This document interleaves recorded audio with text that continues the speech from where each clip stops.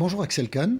Bonjour Jean-Michel Apathy. Vous êtes généticien, votre badge qui est très visible à l'antenne, je l'espère, dit que vous présidez la Ligue nationale contre le cancer. Est-ce qu'on peut dire trivialement, Axel Kahn, qu'on tient le bon bout dans la lutte contre la Covid ? Vous savez, c'est comme dans la vie, on est toujours plus près d'une extrémité que de l'autre, ou bien dans n'importe quel chemin.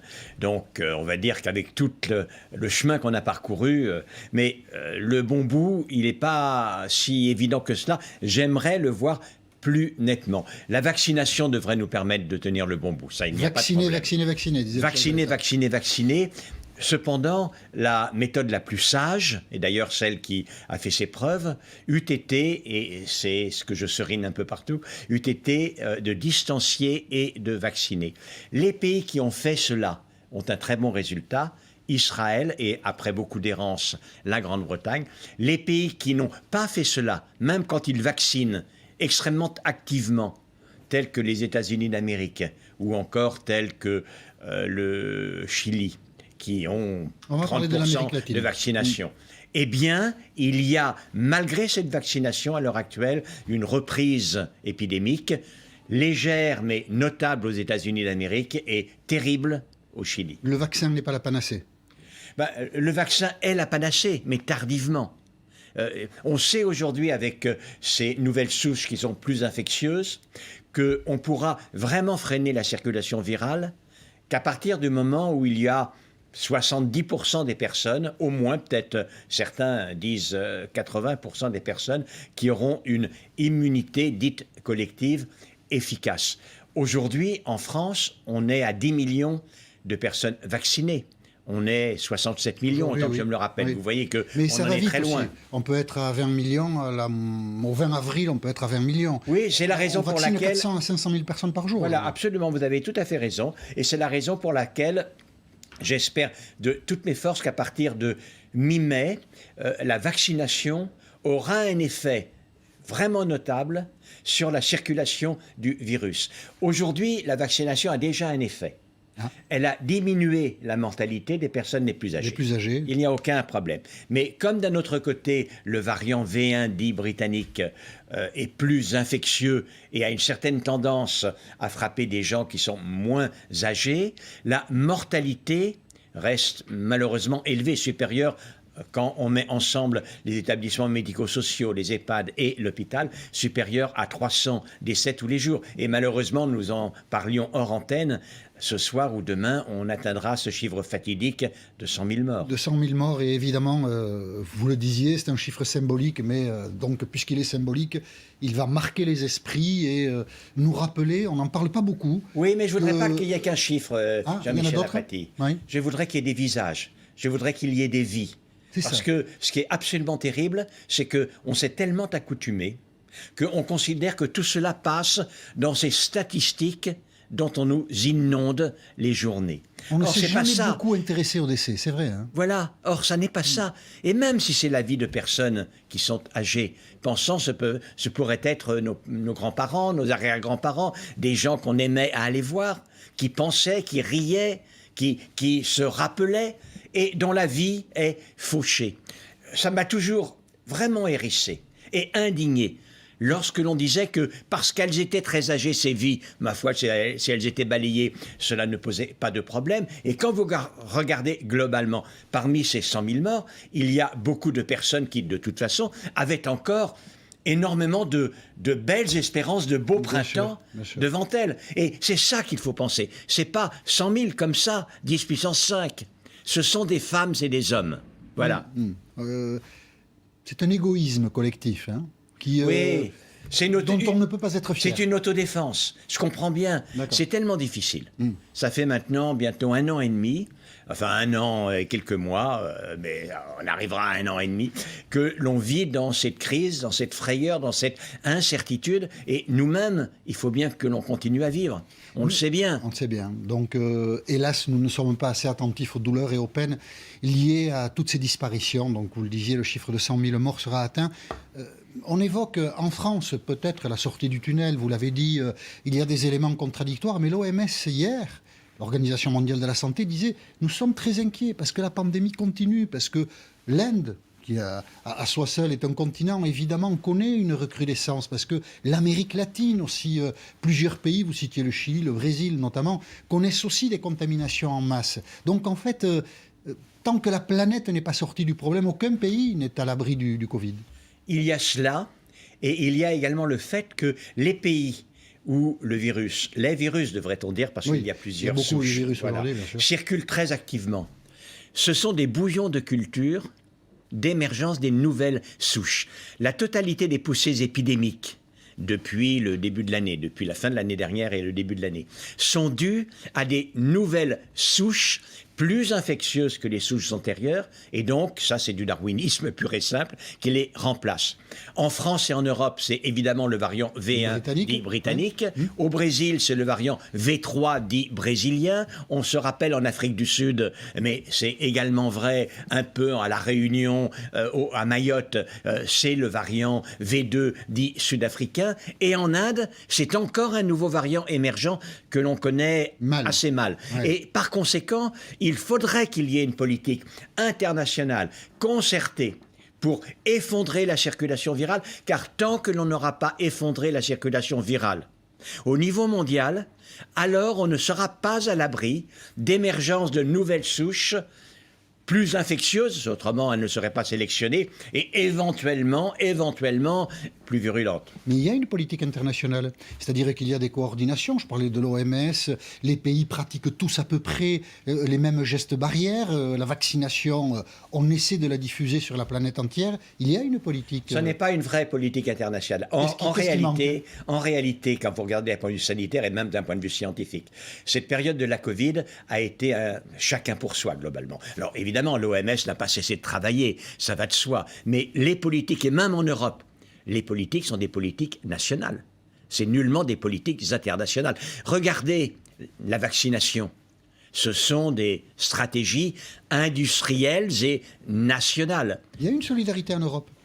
La communauté européenne. La communauté européenne, vous avez tout à fait raison, mais vous voyez, nous sommes dans une interview politique, et je suis un ardent européen. Et donc, j'aurais hésité moi-même à citer cet exemple parce qu'on va dire qu'il n'est pas tout à fait favorable et avantageux pour l'Europe comparé aux pays notamment qui l'ont quitté. Bien sûr, oui. La Grande-Bretagne s'est débrouillée un peu plus vite, mais on peut noter quand même, je ne sais pas si vous partagez cette réflexion, que les pays qui se débrouillent bien au niveau de la vaccination s'étaient très mal débrouillés dans l'étape précédente au niveau de la tentative, souvent mise en échec de contrôle de la circulation du virus. C'est vrai aux États-Unis, c'est vrai en Grande-Bretagne.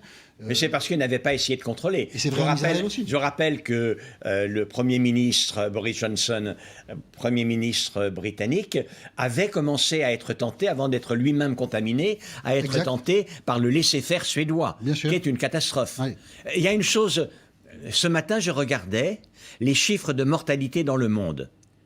Et on va arriver, on est déjà à 1500 morts par million d'habitants. Les États-Unis sont à 1800 morts par million d'habitants. Le Brésil va arriver à 1800 morts par million d'habitants. Il y a des pays qui sont à 2000 comme la Belgique, etc., etc. Et puis, il y a des pays qui sont à moins de 100 morts, à moins de 50 morts. Corée du Sud, c'est la Thaïlande, c'est le Laos, c'est le Vietnam où il n'y a quasiment pas de morts, c'est l'Australie, c'est la Nouvelle-Zélande, tout simplement parce qu'ils ont mené une autre... Non, c'est pas ça. Ah, d'accord. C'est qu'ils ont mené une autre politique. Quelle politique ont-ils La politique est, on n'admet pas la circulation virale. On fait ce qu'il faut, et même si ça semble un peu démesuré, ça semble, si vous voulez, l'énorme masse pour écraser une mouche. Mais la mouche, on ne la veut pas. Absolument. Et ça, in fine, voyez-vous, Jean-Michel Apathy, d'un point de vue économique, d'un point de vue psychologique, d'un point de vue éducatif, et d'un point de vue bilan sanitaire global, il n'y a pas photo, c'est la stratégie qui a fonctionné. C'est la stratégie que nous avions commencé à adopter lors du premier confinement, qui a été très efficace. Rappelons-nous quand même, l'attaque a été vraiment brutale, terrible. En France, on a été jusqu'à un jour 1700 morts, donc c'est absolument terrible. Mais au 1er juillet, il y avait 15 morts liés à la Covid simplement, et il y a eu 30 000 morts lors de cette première vague terrible. Là, on est à 70 000 morts depuis, parce que plus jamais, je comprends bien, les habitants de ce pays sont devenus très intolérants à l'idée d'un confinement. D'un Et d'ailleurs, confinement, il faut faire quelque chose, parce qu'à l'heure actuelle... Vous voyez les restaurants, les fêtes, vous Oui, voyez. absolument.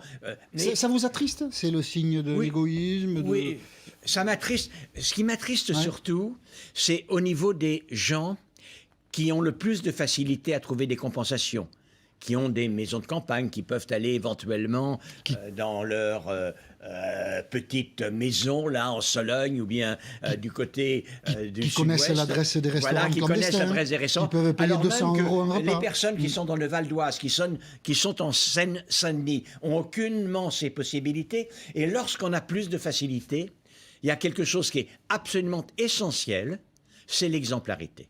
C'est ça qui me choque le plus. Que cette notion-là n'existe pas suffisamment et que ceux qui le peuvent s'affranchissent trop facilement des règles. Voilà, c'est ça. Je ne fais pas partie de ceux qui en permanence considèrent que leur rôle, leur manière d'être présent dans la sphère publique, c'est de dénoncer. Des fois, je n'en peux plus même de cette dénonciation, de la délation. Mais en même temps, la délation existe parce que l'exemplarité est rompue. Voilà, mais d'un bien autre dire- côté, l'exemplarité, surtout pour les plus puissants, les plus aisés, je vais vous dire, elle est exigible. Et donc, il faut mener le débat, éventuellement donner des noms, c'est désagréable, pour rappeler à chacun Alors, ce qui m- qu'on ne peut pas faire n'importe quoi. Voilà. Ce qui m'ennuie parfois, c'est que il y a des officines, il y a des journaux, il y a des politiques, et de plus en plus de politiques dont c'est devenu la seule ligne politique. Ma ligne politique, c'est de canarder et de dénoncer. Vous n'allez pas donner des noms. Non, je ne donnerai pas de nom. Ah non, mais vous me connaissez. La seule politique que je fasse avec vous, c'est la politique sanitaire. Est-ce qu'on parle un peu de la ligue que vous présidez contre le cancer? Aujourd'hui, on l'imagine hélas, vu l'état des hôpitaux, beaucoup de malades atteints du cancer doivent peut-être patienter, attendre pour obtenir des soins?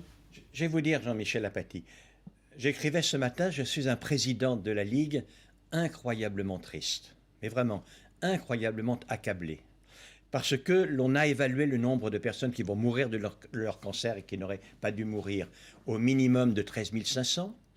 On est aujourd'hui 13 500 cette année?